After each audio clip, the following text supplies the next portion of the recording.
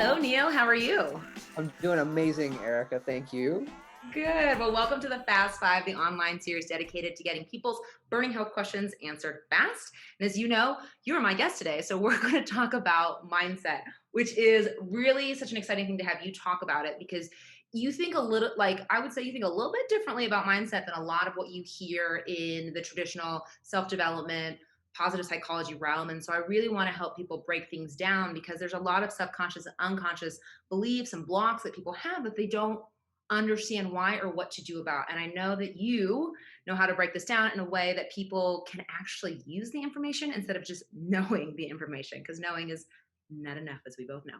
So, Neal, let's go ahead and dive. Well, before we dive in, actually, I would love you to tell people who you are and why you even care about this stuff in the first place. Absolutely. So I'm a coach, life healer, serial entrepreneur, and speaker. I got into this work because it's been my bend my whole life. I've been deeply interested in relationships, having grown up in a place where the relationships around me were deeply unsatisfying and emotionally and physically very abrasive. It was my goal to have relationships that far exceeded that. It brought me into a journey where through my corporate careers, I started embodying or entraining the things that I wasn't dealing with as a very empathic and emotional person, such that it brought me into chronic illness for about 6 years, which left me bedridden 80 to 90% of the time. I refused that kind of life and decided that I would heal myself and found people in WhatsApp groups and all around the world that were healing their bodies through getting new relationships between their brain and their body. And it's through this chronic illness that I really understood the power of that and incorporated that into my coaching, which where the brain warrior branding came from, because it's not just about rewiring this mind that we all think about in our cranium, but it's all the levels of mind intelligence in the body. It's from that where now I coach high achievers, some celebrities and entrepreneurs, visionaries into the most rewarding relationships becoming the most important relationships in their life. I love it. That's why I'm so excited to have this conversation with you. So you ready to get into the fast five? All right, let's do it. Okay. First question that's come in is, Neil, why do we self-sabotage? We self sabotage primarily because we have no tribal understanding of what boundaries are. Nobody teaches us boundaries. Nobody understands boundaries. There is no model. And when we're raised, it's not do as I do, it's do as I say, right? So you're going to end up doing what your parents did, not what they said. And to understand boundaries, we have to be able to understand what it is that we want, need, and desire in our lives. And most of that is gifted from society, not from us. So, uncovering what you truly want, need, and desire, but understanding what a boundary looks like in terms of not what's been given to you, but what is it that you truly desire. And so, sabotage comes from the standpoint of it's not the things in your life that are coming in and eating what you want. Is the fact that you don't have clarity on what you want because it's not actually yours. And without that, you have no boundaries. I'm just like, yeah. I'm like, y'all hear that? Did you all hear that? Okay, great. So moving on to question two, because there's no follow-up need for that answer. So question two, what kind of mindset do you want to wake up and have in the morning? In the morning, you want a mindset of awe, wonderment, and make believe.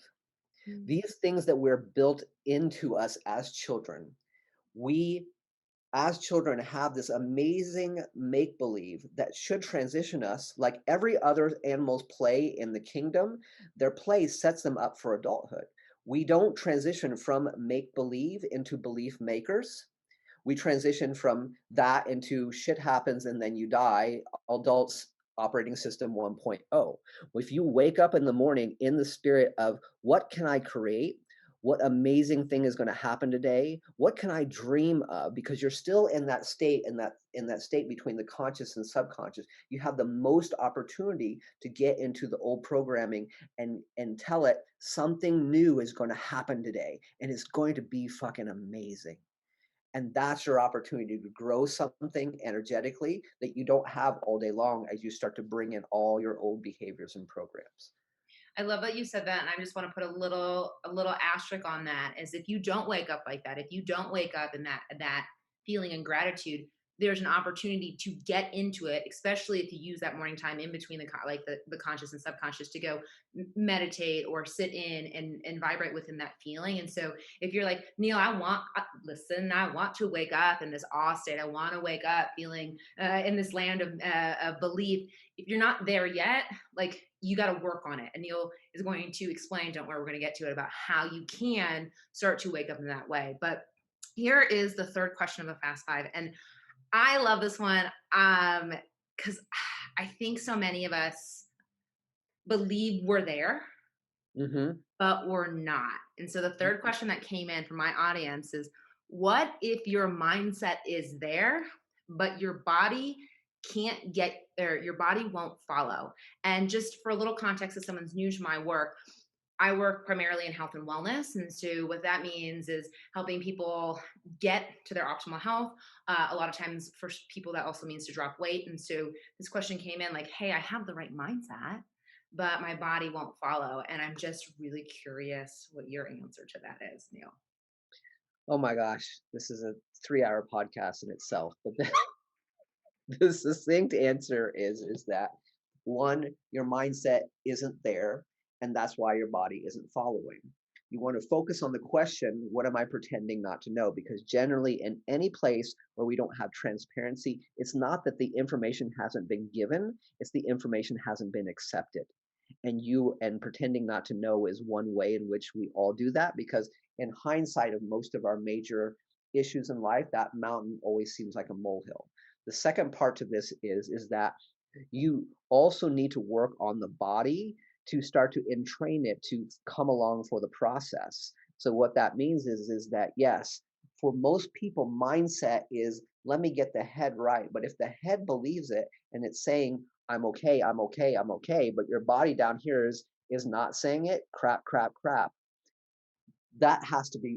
Also has to be retrained as well. And so it's a two-part process, but I would say in the very beginning, mindset is sort of, forgive the use of this, is the idiot light that should come on when your body is actually in form and in sync with a change that needs to happen. And I think the thing that I'd just like to add to that, especially this question, is it's not that your mindset hasn't improved from where it was, right? Correct. So a lot of times when we're like, my mindset's there, it's like your mindset is so much better than what it used to be. So it feels like you're there.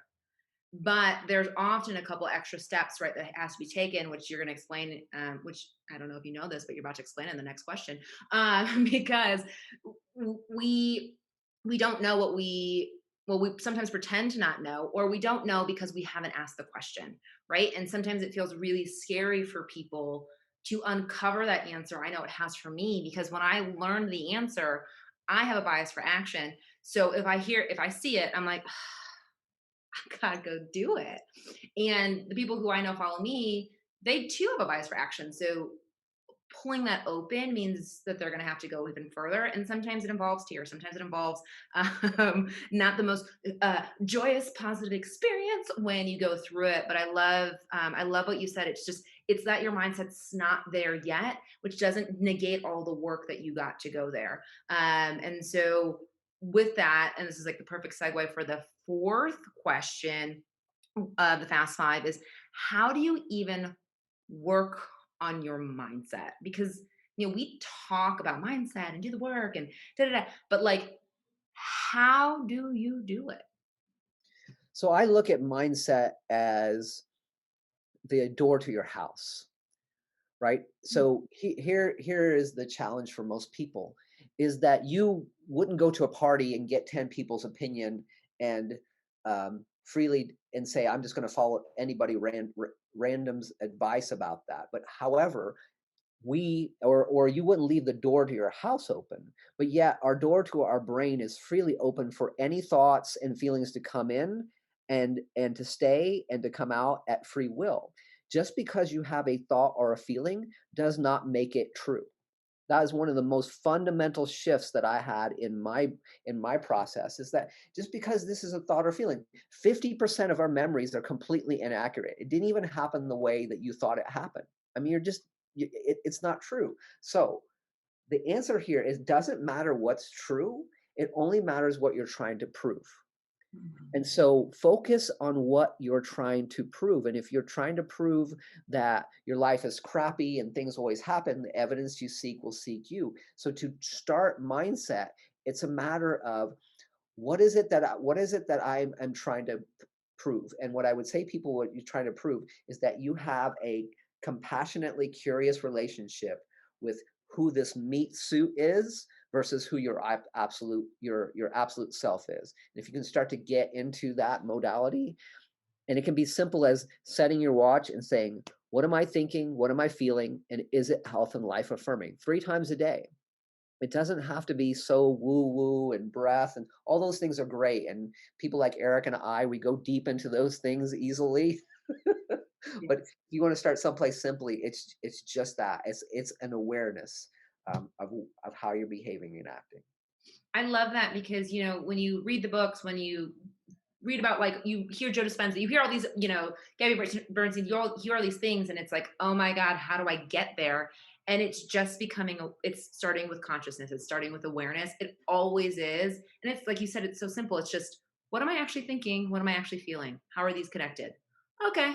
Because Yeah. once you start to know and see it, you usually want to break the pattern, unless it's a good one, right? Usually we don't like to feel negative, but we don't know we feel negative until we are aware of that thought and feeling, which sounds kind of weird when you say it out loud, but this, we're programmed to believe all these things because of growing up, because of our parents, because of society, and we think that they're true. And that's like going back to the beginning of this conversation, is we've really got to get to a place where we understand what we want, what our boundaries are, what is life affirming for us. And so with that, like, this has been, in 4 questions, has been such a great conversation, and you've dropped so many gems. So my fifth question, though, I think is important for anyone who's like, oh my God, my head's exploding with this knowledge, is, if people walk away with only one thing from this conversation, what do you hope it will be? Yes. I think if people walk away with one thing, what I really hope it would be is that compassion more than compassion more than anything else for yourself and where you are is going to open up possibility, bring more health and wellness and even wealth into your life than anything else. Because being compassionately curious, because in this Western society we're taught to push and shove and alpha everything into submission, and it was the surrender and it was the compassion. It was when I stopped beating myself up about where my body was at, and I just started observing it. Being compassionately observant about those things in your life will actually open more doors than you trying and pushing and beating yourself up about why you're not where you're at. It's so good. And I hope everyone heard what you said, because it is a bit of a shift, right, from how we have been taught to be. We're taught very masculine energy, push, push, push. And you're saying, pump the brakes a little bit, be compassionate as you see, instead of running forward, like head through the wall to get from point A to point B. And so I love that. Now, Neil, though, before I go, because I can't imagine anyone doesn't want to know who you are after this conversation, how can people get in touch? Is there a website, socials you're on, any of that you hang on? Yeah, make it super easy. My Instagram handle is the Brain Warrior. You can email me at Neal, Neal, at thebrainwarrior.com, or my web address is thebrainwarrior.com. Awesome. Neil, thank you so much for making space for me and for us today. Thank you for coming on the Fast Five. And everyone, I will see you next Wednesday. Bye for now. Thank you.